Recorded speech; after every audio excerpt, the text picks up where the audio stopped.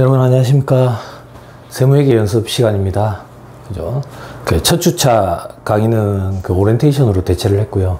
두 번째 주차 강의부터 시작됩니다. 지금 강의는 두 번째 주차, 2주차 첫 번째 강의입니다.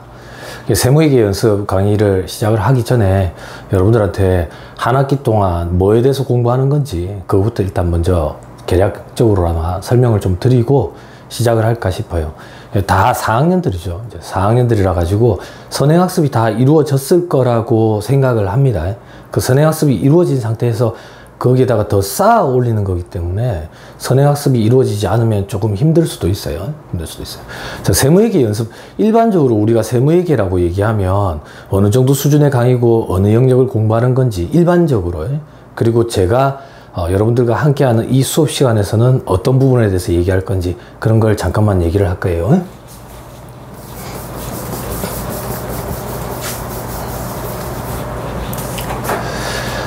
자, 세법에 대해서 결국에는 공부하는 겁니다. 결국에는 세법에 대해서 공부하는 건데 세법은 하나거든요.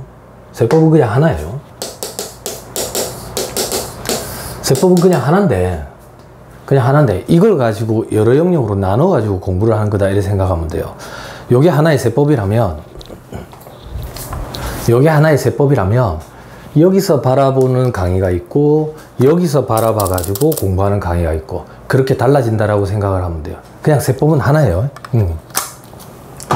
처음에 여러분들이 공부를 할 때 세법 개론이라는 책을 가지고 공부를 하죠. 저도 강의를 했었는데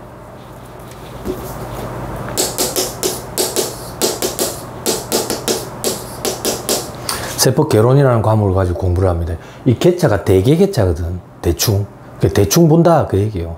이 세법 개론 시간에 제가 강의할 때는 이제 부가가치세법, 소득세법, 법인세법 개론에 대해서 공부를 하는데 뭐 다른 교수님들은 어떤지 모르겠어요. 뭐 국세기본법을 조금 언급을 하시는 교수님들도 계시는 것 같은데 시수 자체가 워낙 짧기 때문에 여러분들 그 한 학기 해봐야 15회잖아요.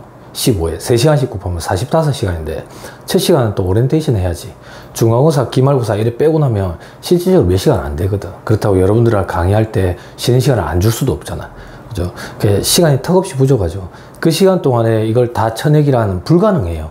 그래서 학교의 교과과정을 보면 세법 개론을 듣고 나서 각 론에 대해서, 각 세법에 대해서 심도 있게 들어가죠. 어떻게 들어갑니까? 세법 개론 듣고 나면 이제 뭐 부가가치세법, 그리고 법인세법, 그리고 소득세법, 이렇게 강론으로 들어가게 되죠. 이걸 다 듣고 나면 그 이후에 하는 게 세무회계예요.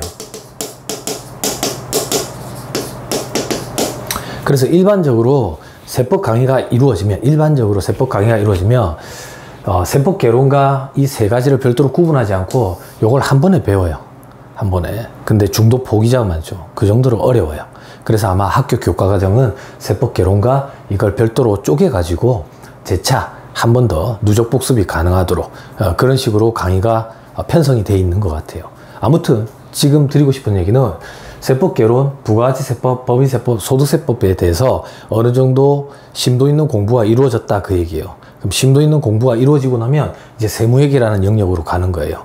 세무회계는 회계라는 말이 붙어서 그렇지 그냥 세법입니다. 세법이에요. 그런데 법인세법을 특화시켜 볼게. 법인세법만 얘기를 해볼게. 법인세법을 보면 이제 우리 세무조정이라는 걸 공부를 했잖아요. 세무조정이라는 거. 그 세무조정이라는 얘기는 회계 기준과 세법 간의 차이를 조정을 하는 거지. 그런 거에 대해서 심도 있게 살펴보는 데가 이제 세무회계 파트예요. 그렇게 세무조정을 해가지고 실질적으로 총부담세액, 차가감 납부세액까지 계산을 함에 있어가지고 어떤 과정을 거쳐가느냐. 그게 세무회계의 영역입니다. 됐죠? 그래서 쌓아놓은 게 있어야 된다, 기존에. 그러면 제가 여러분들과 함께할 이 세무회계 연습 시간에는 뭘 할 거냐? 4학년들이고 졸업반이고 부담을 크게 주고 싶지는 않고 그렇지만 세무회계 연습이라고 돼 있으니까 이런 걸 강의할 수는 없는 거야. 이런 걸 강의할 수는 없다고. 세무회계 연습이니까. 됐죠? 이런 건 이미 다 돼 있다라고 보고 하는 거야. 그런데 실무에 나가서, 현업에 나가서 세무조정을 할 줄 안다고 해서 실무에서 일을 할 수 있느냐? 물론 도움은 되겠지만 당장 일을 하지는 못해요. 왜? 실무에서 벌어지는 일이 뭔데? 세무회계, 이런 과정까지 다 거치고 나면 실질적으로 실무에서 법인세 신고를 할 때 세무조정계산서라는 걸 작성하게 돼요. 그 서식이 있거든. 그 서식이. 그래서 그 서식을 좀 보여줄 거예요. 서식을. 그래서 그걸 포커스로 두고 우리 서머리 교재 있죠. 여기에서 발췌하는 식으로 필요한 부분을 보고 서식에 가서 어떻게 연동되는지 살펴보고 그런 식으로 강의를 할 거예요. 예를 하나 들면 여러분들 법인세 시간에 감가상각비 관련돼 가지고 세무조정하는 거 공부했죠. 퇴직급여 충당금, 퇴직연금 충당금, 대손 충당금 이런 거 세무조정하는 거 공부해 하셨을 거예요. 그렇게 세무조정이 이루어지고 그 세무조정과 함께 세무조정 계산서에 대손 충당금 명세서, 퇴직연금 충당금, 퇴직급여 충당금 명세서에 있어서 어떻게 반영을 해서 그 금액이 총부담세액을 산출하는데 어떤 영향을 미치는지 그런 거에 대해서 살펴볼 겁니다. 됐죠? 됐죠? 그런데 강의는 어떻게 이루어질 거냐? 강의 수준은 어떻게 이루어질 거냐? 요거는 일단 언급을 할 수는 없어요. 이미 다 배운 부분이니까. 이걸 언급을 할 수는 없고 요 부분만 제가 원하는 요 부분만 바로 하면 버겁다고. 버거워. 왜 버겁냐?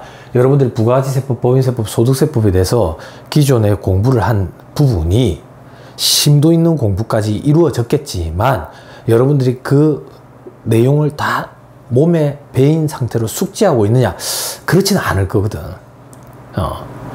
몸에 배어있다, 숙지하고 있다라는 상태에서 시작하게 되면 이 교육은 도라미타불이 돼버린다고. 그래서 요렇게 강의를 할 거예요. 요렇게 영역으로 따지면.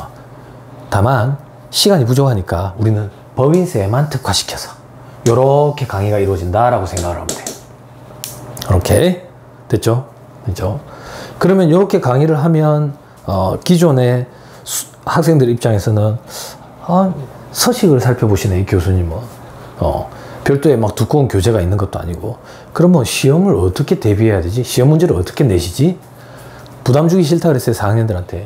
서식을 제가 시험 문제에 출제해 가지고 빈칸에다가 집어넣어 봐라 그렇게는 문제 안 낼 거예요. 그렇게 문제 안 낼 거니까 잘 따라와 주세요. 그럼 시험 문제는 어떻게 낼 건데 철저하게 여기서 낼 거예요. 철저하게 여기서 낼 건데 문제 유형은 제가 알아서 만들 거예요. OX도 내고 단답형도 내고 약수령도 내고 이런 식으로. 서식을 살펴보기는 하되 그 서식에다가 숫자 집어넣고 이런 것까지는 시험 문제에 안 된다. 숫자 집어넣는 것까지는 우리 같이 보여줄 거지만. 됐죠? 됐죠? 그 정도 얘기하면 안 되겠나 싶어요. 됐습니다. 그러면 서식은 도대체 어떻게 생긴 거냐? 세무조정 계산서는 도대체 어떤 거냐? 궁금해 할 거거든. 계략적으로 잠깐만 보여주고 시작을 할게요. 제가 관리하는 업체 중에 세무조정 계산서를 제가 하나 발췌를 했어요.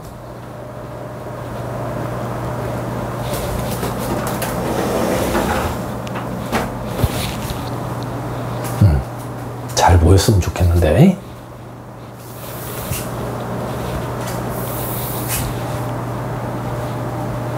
자, 세무조정 계산서에 제목이 있고, 목차로 시작한다고, 목차로 시작을 해. 목차에 보면 뭐 이렇게 쭉 있죠. 되게 적은 편이에요. 사이즈가 조금 작은 업체예요. 작은 법인이에요. 큰 법인은 뭐, 한 몇백 페이지씩 이렇게 돼요. 근데 필요한 부분보다 필요 없는 부분이라고 표현하면 좀 그렇고, 중요한 부분은 몇 장 안 되고, 중요하지 않은 부분이 대다수를 차지를 해요. 그렇게 생각하면 돼요. 회계사들이 회계 감사를 하고 나면 재무제표 작성하잖아요. 감사 의견도 이제 작성을 하고. 그때 재무제표는 몇 장 안 된다고. 재무제표 왜 몇 장 안 돼? 재무상태표, 손익계산서, 현금흐름표, 자본매도표. 그죠? 요거밖에 안 돼. 이익인용 처분계산서 뭐 첨부하는 경우도 있고. 나머지는 다 뭔데? 주석이거든, 주석. 요것도 그런 식이다라고 생각을 하면 돼요. 중요한 건 몇 장 안 되고, 나머지는 조금 덜 중요한 부분이다. 덜 중요한 부분은 간단히만 보고 넘어갈 거다.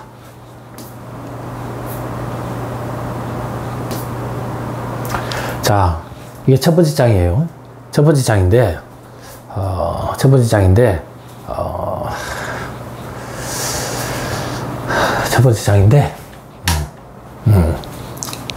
제목에 보면 여기 법인세 과세표준 및 세액신고서라고 되어 있어요.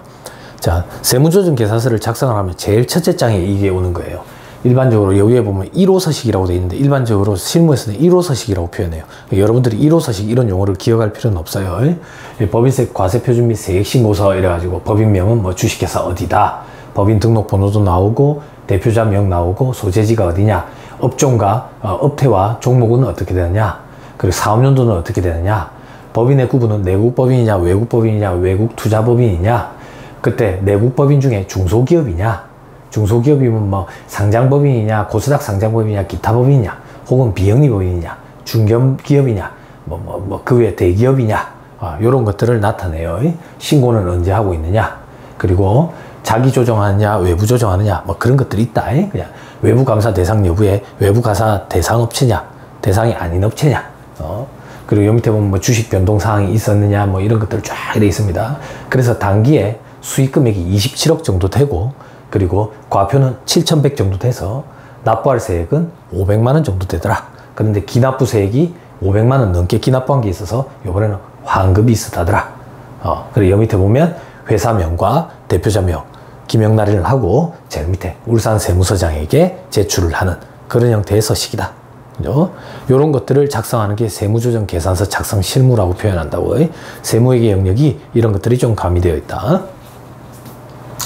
자, 다음 페이지.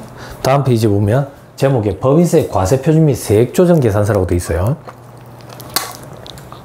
자, 요거는 왼쪽 메뉴에 보면 별지 제3호서식이라고 되어 있거든. 그러니까 실무적으로는 3호서식이라고 많이 표현을 해요. 3호서식 그런 용어까지는 기억할 필요 없다. 법인세 과세표준 및 세액조정 계산서를 한다더라.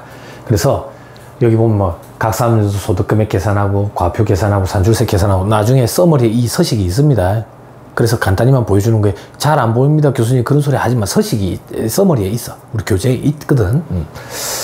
그래서 이런 흐름으로 간다. 이런 흐름으로 가면 이제 각사하면 소득금액에 대한 법인세가 계산이 되고, 그 다음 토지 등 양도소득에 대한 법인세 계산란이 있고, 미완료 소득에 대한 법인세 계산란이 있고, 그러면 세액이 얼마 되고 분납할 세액이 있느냐 없느냐 이런 것들을 표기를 하게 된다.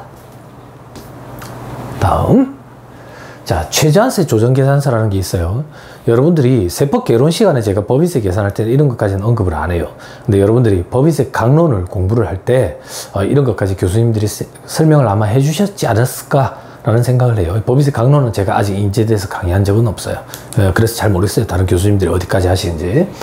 아무튼 최저한세라는 게 있다. 그 최저한세를 어떻게 계산하는지 나타내는 서식을 최저한세 조정계산서라 그런다. 이런 것들이 있다. 자, 그리고 넘어가면 공제감면세액 및 추가납부세액 합계표 갑이라는 게 있다. 세금을 공제를 받는다든지 감면을 받는다든지 그럼 어떤 명목으로 공제를 받는데 어떤 명목, 어떤 조문에 근거해 가지고 감면을 받는데 그런 것들에 대해서 나타내는 표다. 보니까 엄청나게 많죠. 세액 감면이 이런 많죠. 세액 공제도 많고 이런 것들이 조세 특례 제한법이라는 데에 규정되어 있는 것들이 아무튼 이런 것들이 있더라. 실질적으로 가서 얼굴을 보고 하면 피드백이 좀 있을 텐데 여러분들 법인세 강론 시간에 뭐 세액 공제, 세액 감면 이런 거 공부를 했어요. 조특부 규정을 공부했어요. 여러분들 공부한 것 중에 기억이 나는 게 뭐 있습니까? 중소기업 특별 세액 감면 이런 거 들어봤어요. 창업 중소기업 세액 공제 이런 거 들어봤어요. 이래가지고 피드백을 좀 가질 텐데 뭐 화면으로 하다 보니까 저 혼자 뭐 정신 나간 사람처럼 이렇게 얘기할 수도 없는 거고, 그죠? 그래서 넘어갑니다. 이런 데 공제 감면 세액이 이런 것들이 있다. 엄청나게 많죠. 세부 서식이 이런 것들이 있고. 그래서 보니까 이 회사는 중소기업에 대한 특별세액 감면이라는 걸 적용받고 있구나. 그럼 중소기업 특별세액 감면에 얼마를 적용받는데 그건 앞서 봤던 표에서 요약이 돼 있고, 그러면 실질적으로 그 감면받은 세액은 어떻게 계산했는데 그게 이 표에 있는 거예요. 이 표에 공제 감면세액 계산서라는데, 그래서 산출세액이 얼마인데 그 중에 대상이 되는 과표가 얼마고, 그래서 감면 대상 세율을 30%를 적용을 해가지고 감면세액을 210만 원 정도를 뽑아냈다라고 알 수 있는 표다. 알 수 있는 표. 자, 이 표는 뭐냐? 원천납부세액 명세서라는 표입니다. 원천납부세액 명세서는 뭐냐? 여러분들 그 법인세 공부할 때 기납부세액 공부했죠. 기납부세액은 원천징수세액, 그리고 중간연합세액, 수시부가세액 이렇게 있죠. 그 중에 원천징수된 금액, 이미 기납부한 형태로 원천징수된 금액이 얼마 있다. 그 금액이 도대체 내역이 뭔데 요 표를 살펴보는 거예요. 아, 보니까 금액이 총 53,000원 정도 되는데 이 금액들이 다 은행의 예금에 관련된 이자구나. 이자 수익이 발생한 거에 대해서 14%로 원천 징수한 금액들이구나. 그렇게 살펴볼 수 있는 게 원천 납부세액 명세서다. 뭐 을도 있는데 건너뛰고. 자, 그리고 이게 소득금액 조정 합계표입니다. 여러분들 세법 공부할 때, 법인세 공부할 때 많이 봤을 거예요. 소득금액 조정 합계표. 세무조정 사항들을 한 표에다가 요약해 놓은 거. 그게 소득금액 조정 합계표죠.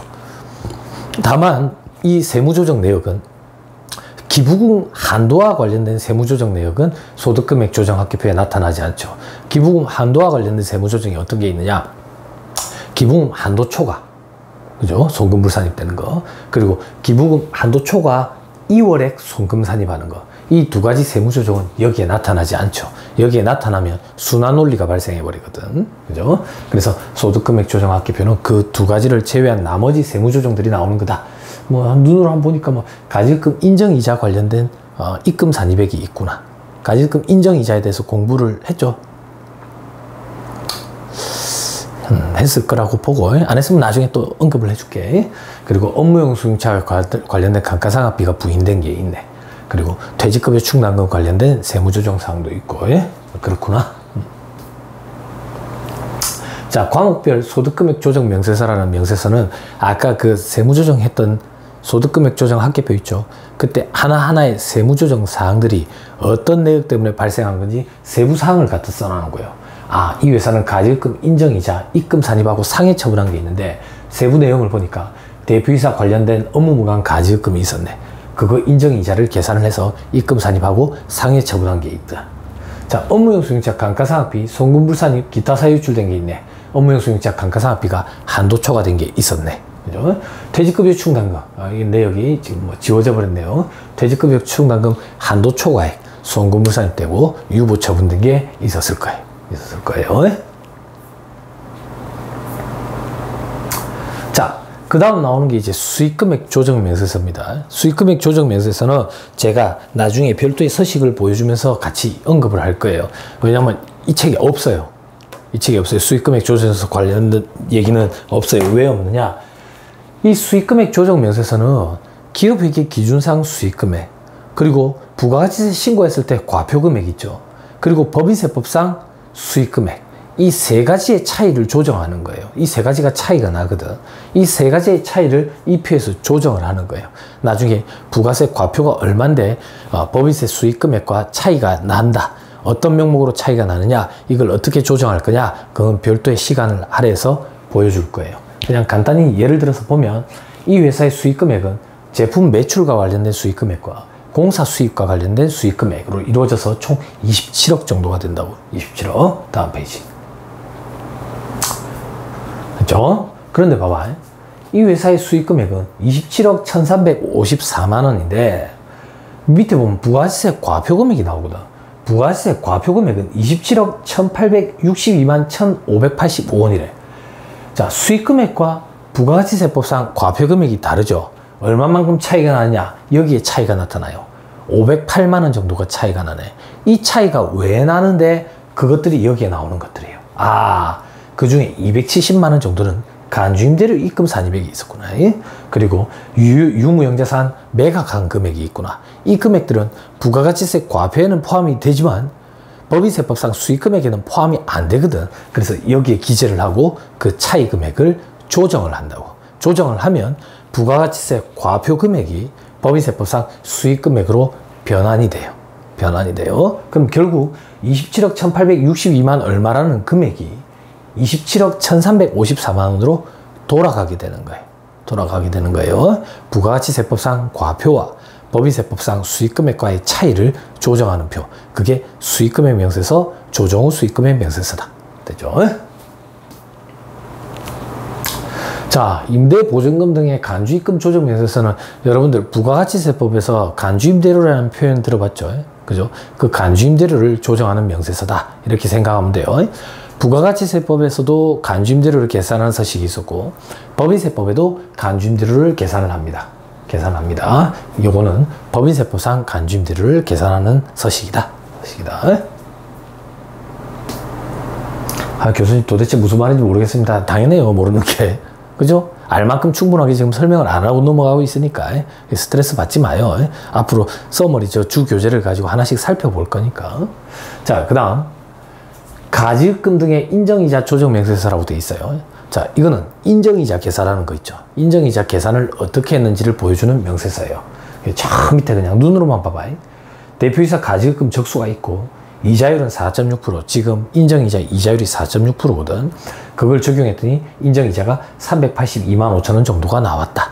근데 회사가 계산한 금액은 전혀 없네. 그럼 382만 5천 원 정도를 입금 산입시키는 거지. 입금 산입. 그 입금 산입시킨 금액이 여기에 나타나는 거지.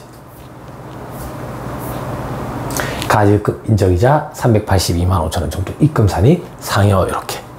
그죠? 이렇게 연동이 돼 간다. 여러분들이 별도로 여기 기재를 하는 게 아니라 세무조정을 하고 나면 프로그램에서 자동으로 연동을 시켜서 갖고 오긴 합니다. 그렇지만 확인은 해야 돼요. 누락되는 경우도 제법 많거든.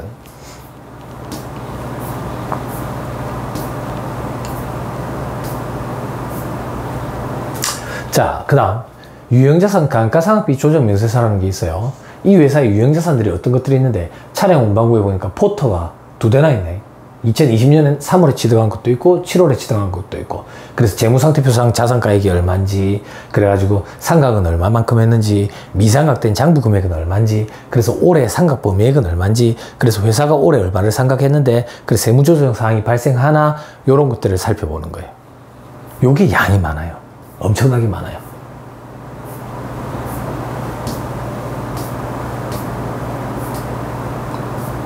많죠. 차량에 포터도 있고, 뭐, 다른 기계 장치들도 있네. 컴프레셔도 있고, 감속기도 있고, 그죠? 뭐, 냉난마기도 있고, 사무용 기구, 가구도 있고, PC, 컴퓨터 PC도 있고, 노트북도 있고, 뭐, 모니터도 있고, 노트북, 뭐, 에어컨, 책상 세트, 회의용 테이블, 컴퓨터,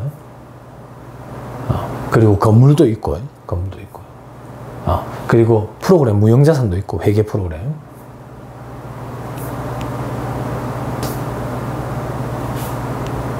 그렇게 하고 나면 이걸 한 개의 표에 집계를 해요. 그게 감가상각비 조정명세서 합계표라는 거예요.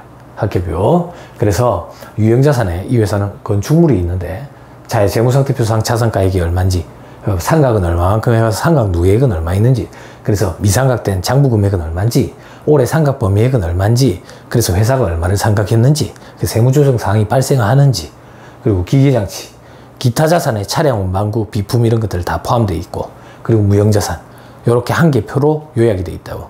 그럼 아까 봤던 명세서는 세부 사항들이지. 회사에 기계장치, 차량, 운반구, 비품, 직기비품 이런 것들이 얼마나 많겠어요. 그래서 그 세부 내역이 장수가 많아요.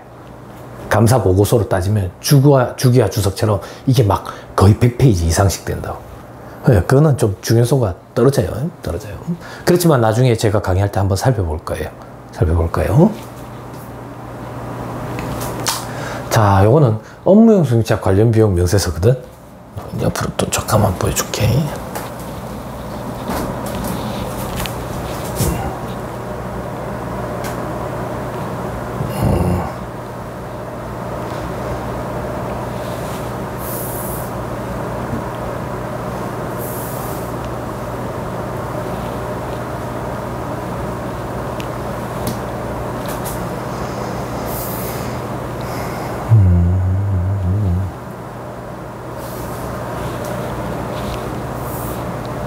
자, 이건 업무용 승용차 명세서인데,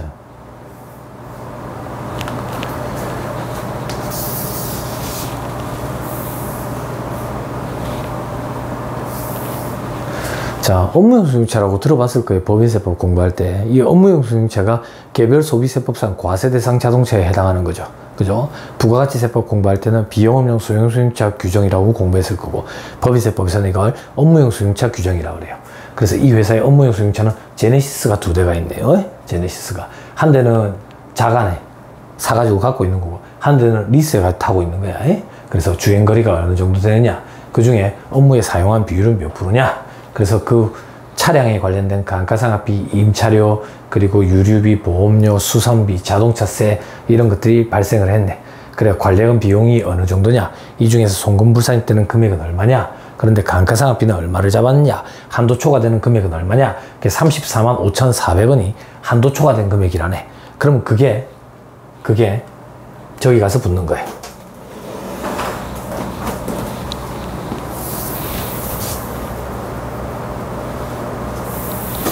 아까 감가상각비 한도 초과액이 34만 얼마 이럴 때 있었죠, 그죠?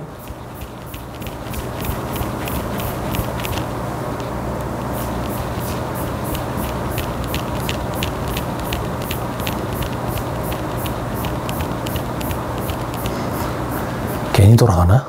응? 여기 업무용수이자 감가상각비 34만 5천 원 얼마, 그죠? 기타 사유줄 처분했죠. 송금불산임하고 이런 식으로 연계가 돼간다. 됐죠? 다시 돌아갈게요.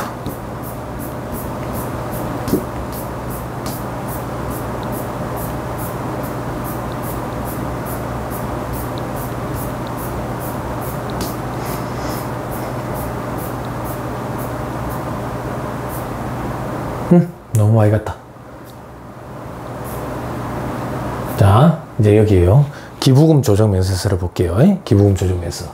이 회사에서 기부한 게 있다고. 기부한 게 있으면 기부금 중에 한도를 초과한 금액이 얼마인지 그런 걸 따져보는 거예요. 그래서 어쩌고저쩌고 했더니 한도 초과한 건 없어요. 그래서 세무조정 사항은 없네요. 그럼 이 회사는 어디에다가 기부를 했는데, 어디에다가 보니까 여기 있는 거라. 기부금 명세서. 자, 1월부터 12월까지 기부를 이렇게 소액으로 여러 번 했네. 근데 보니까 다 지정기부금이네. 그럼 여러분들 법인세법 시간에 지정기부금과 관련된 한도 초과 계산하는 거 해봤을 거예요. 그죠? 그걸 따져보는 명세서가 기부금 명세서다. 기부금 명세서. 자, 그 다음 접대비가 나옵니다. 접대비. 좀 버티세요. 첫 시간은 명세서만 한번 다 살펴보고 쉬었다가 본격적으로 서머리로 시작할 거예요.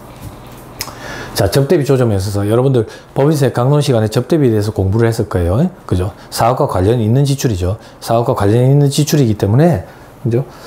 경비 처리가 돼야죠. 송금으로 인정해 주는 게 원칙인데, 다만 너무 많이 지출을 하면 위화감 조성 등 문제가 있기 때문에 한도를 정해놔놓고 한도 내에서만 송금으로 인정해주고, 한도 초과한 건 송금불산이 기타 사유줄 처분했죠. 한도 초과 여부를 판단해 보는 거, 그게 접대비 조정 명세서다. 이 회사는 접대비를 4,200 정도 썼네요. 1년에. 근데 어쩌고저쩌고 막 이랬대. 그죠? 그랬더니 여 밑에 보니까 한도 초과액은 없네. 다행이네. 다행이야. 됐죠? 그래서 한도 계산할 때 수익 금액 가지고 하는 거 있죠. 나중에 공부했던 거 기억나요? 이거 잠깐 보여줄까? 봐봐. 1,200만 원, 중소기업 3,600만 원 이렇게 돼 있잖아. 공부했던 거 기억나요? 접대비 한도액. 접대비 한도액은 1,200곱 혹은 중소기업은 3,600으로 시작하죠. 12분의 4업년도 월수 곱하고 거기에 수익 금액을 더하죠. 근데 유를 곱한 거. 수익 금액은 100억, 500억 기준으로 100억 밑으로는 만분의 35, 100억 위로는 만분의 25, 그리고 500억 위로는 만분의 6. 한시적으로. 그럼 한시적이라는 얘기는 무슨 말인데? 코로나 때문에. 코로나 요거 지나면, 한시적이 지나면 만분의 35가 만분의 30, 만분의 25가 만분의 20, 만분의 6이 만분의 6 그대로 요렇게 변경이 돼 간다. 됐죠? 보면 여기 지금 만분의 35 곱했죠. 만분의 25 곱했고 만분의 6 곱했죠. 이거는 코로나 때문에 한시적으로 적용하는 기준이다. 다시 돌아간다. 나중에 책에서 보자. 자, 다음 나오는 게 이제 퇴직급여 충당금 조정명세서입니다. 퇴직급여 충당금 조정명세서는 회사의 직원들이 이제 퇴직을 하게 되면 퇴직금을 한 번에 일시 지급해야지. 그걸 우리는 퇴직금 추계액이라고 부르죠. 그죠? 그 퇴직금 추계액만큼 회사 내부에 쌓아야 되죠. 물론 여러분들 법인세법 시간에 공부했겠죠. 회사 내부에 이제 쌓지는 못하죠. 외부에다가 다 쌓아야 되죠. 그죠? 그게 퇴직연금 운용자산, 퇴직연금 충당금 아닙니까? 그죠? 근데 혹시나 회사 내부에 쌓았으면 한도 초과하는 금액은 송금불산임 시킨다고.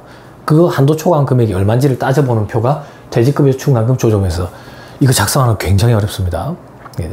제가 실무 강의를 하러 댕겨보면 15년차, 20년차 대신 실무에 계시는 분들도 퇴직급여 충당금 조정명세서, 퇴직연금 충당금 조정명세서 작성하는 거에 대해서 버거워해요. 보고 봐요. 우리는 나중에 이 명세서에 숫자도 같이 한번 집어넣어 볼 겁니다. 퇴직급여 충당금 파트 공부할 때. 됐죠? 자, 퇴직금여 추계획 명세서, 회사의 직원들이 몇 명이고 퇴직금을 얼마를 줘야 되고 근속요소가 몇 년인데 이런 거예요. 자, 저랑 강의가 이렇게 이루어진다고 생각을 하면 돼요.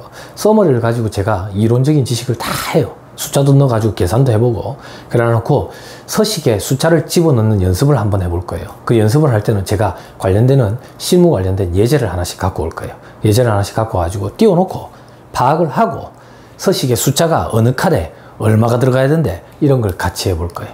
됐죠? 미리 달라 하지 말고 그때마다 필요한 부분은 내가 유인물 형태로 파일 형태로 올려놓을게. 아직은 그런 거 할 단계가 아니야. 한참 지나야 돼. 앞에 뭐 법인세 공부했던 그 기억도 안 나오는데 뭐 다시 그걸 기억을 되살려 줘야 되는데 내가 그걸 하고 나서 나중에 해. 자, 그 다음 세금과 공과금 명세서라고 돼 있죠. 그죠? 회사에서 지출한 세금 혹은 공과금들 있죠. 그것들이 어떤 것들이 있는지 쫙 나타낸 거예요. 이걸 왜 나타내는데 이 중에 법인세법상 송금으로 인정되지 아니하는 세금과 공과금도 있을 수 있거든. 아니 교수님 그런 게 있습니까? 여러분들 법인세는 제일 대표적인 송금불산의 항목이잖아. 그죠? 그런 것처럼 세금과 공과금 명목 중에 송금불산입되는 것들이 있다고. 그래서 이런 것들을 쫙 갖다 써놔놓고 그 중에 송금불산입되는 것들을 여기다가 체크를 해요. 근데 여기 체크된 게 없죠. 이 회사는 송금불산입되는 내역은 없는 거예요, 지금. 여기 보니까 뭐 인지세도 있고, 환경개선부담금도 있고, 국민연금도 있고, 자동차세도 있고, 뭐죠? 수입인지 이런 것도 있고, 그죠? 재산세도 있고, 그죠? 취득세도 있고, 뭐 이런 것들이 있네. 뭐 뒤에까지 있네. 자, 그리고 나면 이제 자본가가 적립금 조정명세서 가표가 나와요. 자본가 적립금 조정명세서 가표를 보기 전에 뒷페이지에 있는 자본가 적립금 조정명세서 을표부터 봐야 돼요. 자본가 적립금 조정명세서 을표는 여러분들 법인세법 시간에 공부했겠지만 소득금액 조정 합계표에 세무조정을 했을 때 소득처분에 유보나 마이너스 유보가 나오는 거 있죠. 유보나 마이너스 유보는 차기 이후에 반드시 반대의 세무조정을 거쳐서 소멸, 추인하게 되죠. 그래서 언제 추인되는데 내년에 추인될 수도 있고 10년 뒤에 추인될 수도 있고 100년 뒤에 추인될 수도 있다고. 물론 회사가 영속한다라는 가정하에. 그러면 100년 뒤에 추인되게 되면 내가 죽고 없을 건데 어떻게 해? 그래서 별도의 서식에 관리하는 거. 그 서식 이름이 자본가 적립금 조정명세서 을표지. 그러면 자본가 적립금 조정명세서 을표에 유보 잔액이라는 게 발생하게 된다고. 기초에 유보가 1억 6,100 정도 있었는데 단기 유보가 4,600 증가해서 기말에 2억 700 정도 되었다고. 요걸 가지고 앞표로 가는 거야. 자본가 적립금 조정명세서 가표. 자본가 적립금 조정명세서 가표는 이미 다 공부했겠지만 세무상 자본을 계산하는 서식이에요. 세무상 자본. 그래서 회계상 자본부터 보는 거야. 회계상 자본에 이 회사는 자본금과 이익잉여금밖에 없네. 그죠? 단기중 증가 내역이 있네. 이익잉여금에 손익계산상 당기순이익을 얘기하는 거야. 당기순이익. 그리고 나서 밑에 자본가 적립금 조정명세서 을표에 있는 유보 잔액을 가감을 하면 세무상 자본이 나온다고. 결국 이 회사는 회계상 자본은 2억 8,700이 있지만 2억 8,700이지만 세무상 자본은 4억 9,500 정도 된다 그 얘기예요. 됐죠? 그리고 밑에 로마자 이번에는 2월 결손금을 관리를 한다. 2월 결손금을 관리하는 이유는 뭐였죠? 2월 결손금은 향후 10년 동안 1월 공제해주죠. 여러분들 그렇게 공부했죠? 최근에 공부한 친구 있나? 이 10년이 15년으로 개정이 됐어요. 이제 2월 결손금은 15년 동안 2월에서 공제해주는 거야. 과거에 2008년까지 발생분은 5년이었어. 그 이후부터 발생분은 10년. 그리고 2020년부터 발생하는 결손금은 2020년, 작년이지. 2020년부터 발생하는 결손금은 15년 동안 2월 공제를 해줘. 아무튼 그런 결손금을 2월 되는 결손금에 대해서 관리하는 서식이 2월 결손금 계산서다. 밑에 있는 거. 자, 그러면 끝입니다. 이런 것들은 주요 개정 명세서라 가지고 주요 개정, 몇 가지 중요한 개정들의 어떤 변동이 있었는지 그걸 별도의 표에 다시 또 집계해 나오는 거예요. 여기 볼까? 그래서 이 회사는 퇴직급여 충당금, 그리고 지정기부금, 그리고 접대비와 관련된 것들에 숫자들이 있었네. 조정을 한 명세서가 있네. 그리고 을표에 보면 가지급금 인정이자 계산한 것도 있네. 그리고 건설자금 이자는 없고. 자, 다음 회 보면 이제 중소기업 등 기준검토표라는 게 있어요. 이 회사는 중소기업에 해당됐거든. 중소기업에 계속 해당이 되는지 검토를 하는 표다. 그래서 사업요건, 업종, 중소기업상, 조특법상 소비성 서비스업에 해당하지 않아야 되거든. 여기서 말하는 소비성 서비스업은 여러분들이 생각할 때 그냥 사행성이 있는 거라고 생각하면 돼요. 뭐 술집들 이런 거, 술집들, 여관업 이런데, 단란주점, 무름사롱, 여관, 모텔 이런데, 그런 소비성 서비스업이 아니면 다 중소기업이 될 수 있어. 그러면 중소기업은 뭘로 따지는데 규모 요건으로 따진다고. 매출액 기준으로, 자산 기준도 있고, 그런 걸 가지고 적합한지 여부를 따져서 적합하다 그러면 중소기업에 해당하는 거야. 근데 그 중소기업이 중기업과 또 소기업으로 나뉘거든. 근데 이 회사는 중기업에 해당한다. 소기업에는 해당하지 않는다. 그럼 소기업과 중기업의 구분은 그런 것까지는 강의 안 할 건데 그것도 규모 기준으로 따집니다. 매출액과 자산 기준. 참고서 한번 들어놓고. 자, 이건 주식 등 변동 상황 명세서인데 이것도 잠깐 보여줄까? 한 김에 이 책에서 나중에 볼 일이 없을 것 같아가지고.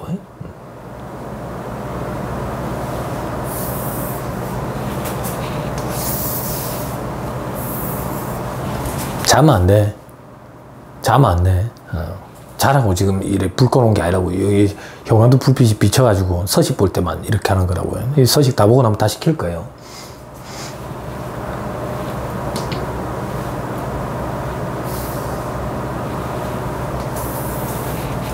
출석을 한번 불러볼 걸 그랬네. 그죠? 명단 보니까 다 이름들이 저기 낯익던데. 그죠? 벌써 인제대에서 강의한 지 2년 반, 3년 가까이 돼 가는데 처음 시작했을 때부터 들었던 친구들이 제법 있더라고. 그죠? 얼굴 보고 했었으면 참 좋았을 텐데. 그죠? 안타깝죠. 그래도 건강이 최고거든. 저도 이제 요번 달에 접종 대상이에요. 접종 대상이고 10월부터는 지금 질병관리청에서 얘기하는 거 들어보니까 10월부터는 위드 코로나 체제로 좀 바꿔갈 거라대. 근데 여러분들이 알지 뭐 알고 계시겠지만 10월부터 바로 그 체제로 돌아가는 게 아니라 10월에 위드 코로나 체제로 어떻게 앞으로 향후에 적용할 건지 그 계획을 발표한다라고 저는 알고 있어요. 위드 코로나 체제로 가려면 전문가들 의견을 들어보니까 집단 면역이 일단 형성이 돼야 돼. 70% 이상이 백신을 맞기는 해야 돼. 부스터 샷을 나중에 맞더라도. 그래야지 일단 위드 코로나 체제로 전환을 할 수가 있대. 그래서 시간이 아마 걸리지 않을까 싶어요. 제가 생각할 때는 올해 안으로는 힘들지 않을까. 그죠? 그래서 학교 방침이 어떻게 달라질지 모르겠지만 그냥 비대면 강의로 시작한 거 그냥 끝까지 비대면으로 할까 싶어요. 여러분들한테 괜히 혼선이 생기거든. 시험 당일날만 혹시나 기회가 되면 대면으로 시험을 좀 보면 안 좋을까 싶어요. 4학년들이니까 그게 더 부담이 없죠. 주식 준비도 해야 되는데. 자, 주식 등 변동 상황 명세서인데 실무적으로는 이게 굉장히 중요한 서식이에요. 근데 여러분들이 공부할 때는 이런 걸 접할 일이 없을 거예요. 1년 중에 4학년도 중에 등기이사들 사이에 주식이 변동된 내역이 있으면 비율이라든지 수라든지 그런 변동 내역이 있으면 어떤 명목으로 변동이 되었는지 이걸 기재하는 표예요. 실무적으로 이게 얼마나 중요하냐면 이 표를 작성을 안 하면 가산세가 굉장히 커. 몇 프로 이래 된다고. 수익금이 몇 프로 이래 돼. 굉장히 무서운 거거든. 무서운 거. 그래서 보면 이 회사에 기초에 주식이 몇 주가 있었는데 그래서 출자자들은 주주들은 어떤 사람들이 있는데 기중에 왜 변동이 됐는데 양도 양수를 했나 유상증자 무상증자를 했나 상속을 했다 증여를 했나 뭐 이런 것들 이런 내역들을 살펴보는 게 주식 등 변동상황 명세서다.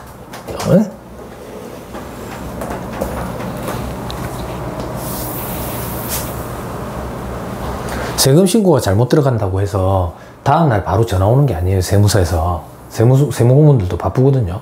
근데 주식 등 변동상황 명세서가 만약에 누락되잖아요. 바로 전화 와요. 이게 그 정도로 중요한 거예요.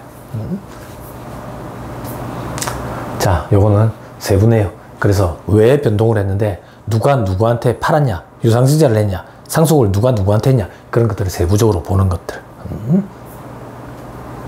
자, 소득자료 명세서는 여러분들 그 법인세 강론 시간에 그 세무조정 공부했을 거야. 인정상해, 인정배당, 인정기타소득 있죠. 그죠? 법인세법상 소득처분이 상해로 난 거, 배당으로 난 거, 기타소득으로 난 거 이런 것들은 앞에 인정이란 말을 붙였죠. 그것들만 별도로 관리하는 거야. 왜? 인정상여, 인정배당 이렇게 되면 주주나 그 임직원에게 나중에 원천징수를 해야 되거든. 그걸 놓칠 수도 있어. 놓칠 수도 있어서 별도의 표에다가 다시 또 요약을 해놔요. 놓치지 않게 하기 위해서. 연말정산도 다시 하고 그래야 되거든. 자, 그 다음부터는 이제 재무상태표, 재무제표들이에요. 재무제표들인데 요거 하나 한번 봐봐요. 대차대조표 앞에 표준이라는 말이 붙었지. 이게 표준재무제표라는 거예요. 표준재무제표, 대차대조표, 합계, 손익계산서도 표준이라는 말이 붙었죠.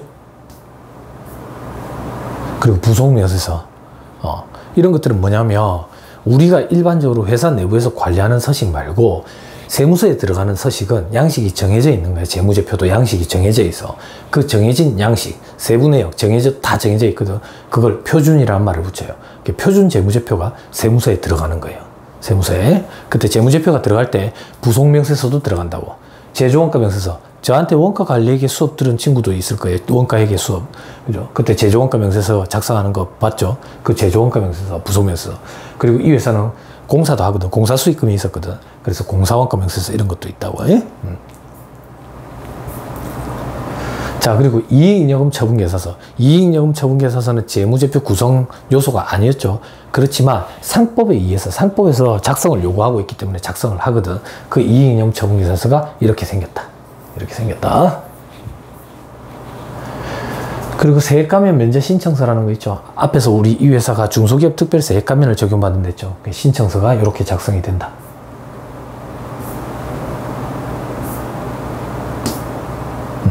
전산조직 운영명세서는 이 회사의 프로그램, 회계 프로그램 전산조직이 어떻게 되어 있느냐, 뭐 그런 거예요.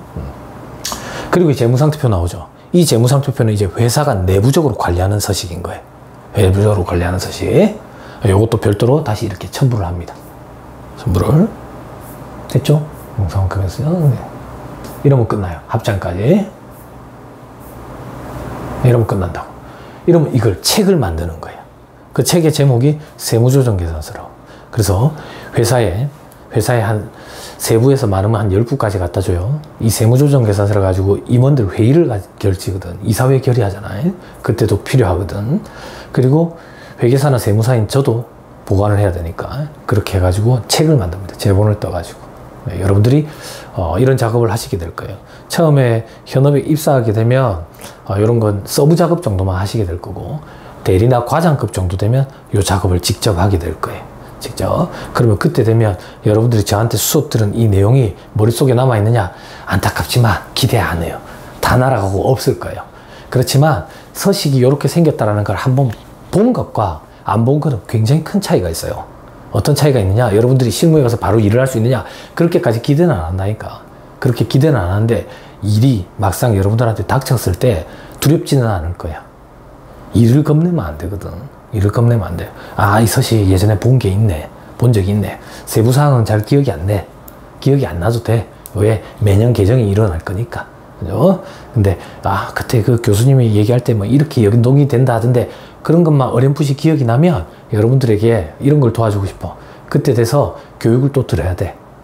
그때 어떤 교육을 들어야 되는데 해본 적이 없으면 어떤 교육을 들어야 되는지도 감이 없어. 아, 법인 결산과 세무조정 실무라는 교육을 들어야 이런 거 작성하는 걸 배울 수 있다던데. 그럼 여러분들이 기존에 공부했던 이론을 바탕으로 그런 교육을 들어가지고, 아, 서식이 요즘엔 요렇게 바뀌었구나. 아, 요렇게 숫자를 집어넣어야 되는 거구나. 요게 통밥이 굴러가야 돼. 그 목적에서 하는 거다. 수업은. 됐죠? 됐습니다. 끊었다가 서머리를 가지고 첫 페이지부터 할 건데, 세법 개론 수업을 하는 건 아니니까 필요한 부분만 볼 거예요. 뭐 거의 다 보게 되겠지만. 그리고 법인세 강론 시간에 여러분들이 다 공부했던 건데 겹치는 부분도 있을 거예요. 그거는 할 겁니다. 왜 할 건데? 그 부분들을 하는 거거든. 그 부분들을 하는 건데 기억도 안 날 거예요, 여러분들. 그래서 제가 다시 한번 언급해 준다는 차원에서 강의를 할 겁니다. 잠깐 끊었다가 하시죠.